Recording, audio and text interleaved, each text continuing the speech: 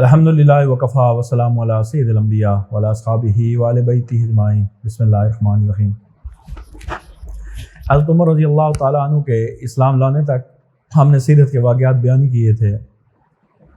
اب جب حضرت عمر اور حضرت حمزہ جیسے بہادر جرری جوانوں نے اسلام قبول کر لیا تو قریش مکہ کے بڑے بڑے سرداروں نے سوچا، اس سے پہلے بھی وفود بھیجے گئے حضرت ابو طالب کی خدمت میں کہ نبی صلی اللہ علیہ وسلم کو کچھ آفرز کی جائے، تو اس وقت انہوں نے نئی پلاننگ کی کہ نبی صلی اللہ علیہ وسلم کو مختلف آفرز کی جائیں اور ان آفرز کے تحت آپ صلی اللہ علیہ وسلم کو دین اسلام کی تبلیغ سے دور کیا جائے۔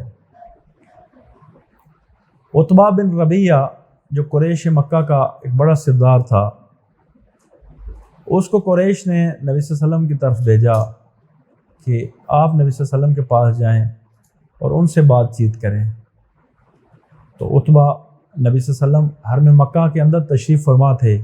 عتبہ آپ کی خدمت میں حاضر ہوا اور کہا کہ محمد، عرب تمہاری بڑی عزت کرتے تھے، تمہیں صادق اور امین کہتے تھے، تمہارا ایک مقام اور مرتبہ تھا، لیکن تو نے ہمارے اندر اختلاف پیدا کر دیا اور اپنے مقام و مرتبہ کو گھٹا دیا، جس کی وجہ سے تو ہمارے خداؤں کو برا کہتا ہے، ہمیں کافر قرار دیتا ہے اور ہمارے علاوہ تم ایک نیا دین لے کے آیا ہے۔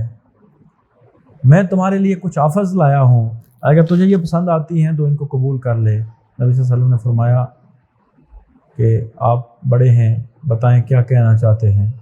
تو اس وقت ابو ولید عتبہ بن ربیعہ نے نبی صلی اللہ علیہ وسلم کو کہا کہ اے محمد، اگر تجھے مال و دولت کی ضرورت ہے تو ہم تمہیں مال و دولت کی اتنی فراوانی دے دیں گے کہ تو ہم سب سے زیادہ امیر ہوگا،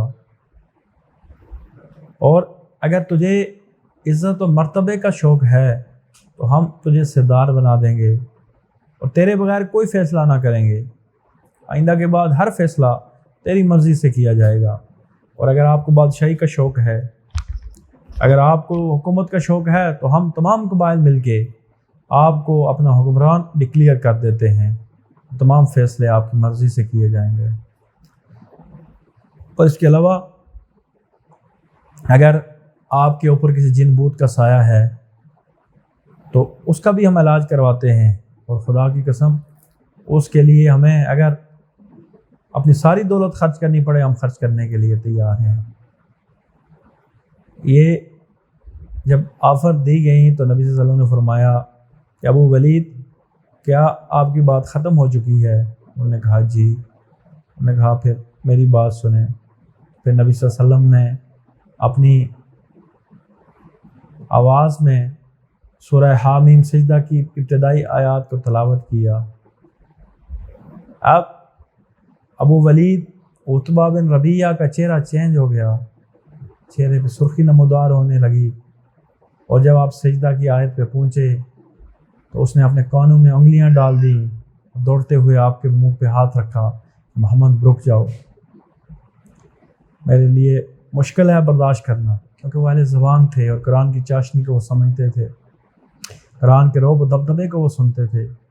کانوں میں انگلیاں ڈال دیا کرتے تھے۔ جب نبی صلی اللہ علیہ وسلم پہلے بھی قرآن پڑھتے تھے اور کہتے تھے لا تسمعوا لہذا القرآن، اس قرآن کو مت سنو کیونکہ یہ آپ پہ اثر تو کرے گا۔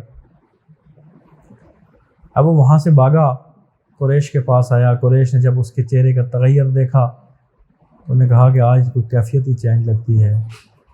تو وہاں پہ آیا اور اس نے کہا اے گروہ قریش، آج میں وہ کلام سن کے آیا ہوں محمد کے منہ سے، نہ وہ کہانت ہو سکتی ہے، نہ وہ جادوگری ہو سکتی ہے، نہ وہ شاعری ہو سکتی ہے، یہ ساری چیزیں ہم نے دیکھی ہوئی ہیں، یہ کوئی مافوق الفطرتی کلام ہے۔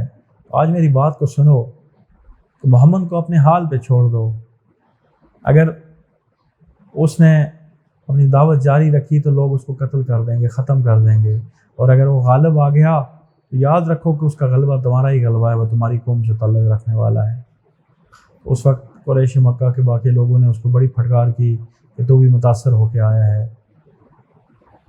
لیکن اس کے بعد وہ کافی عرصے تک آپ کی خدمت میں نہیں حاضر ہوا دوبارہ، اور قریش مکہ نے جو ایک اپنا نمائندہ بھیجا تھا، وہ بھی ایک ناکام و نامراد ہو کے آیا وہاں سے، وما علینا الا البلاغ۔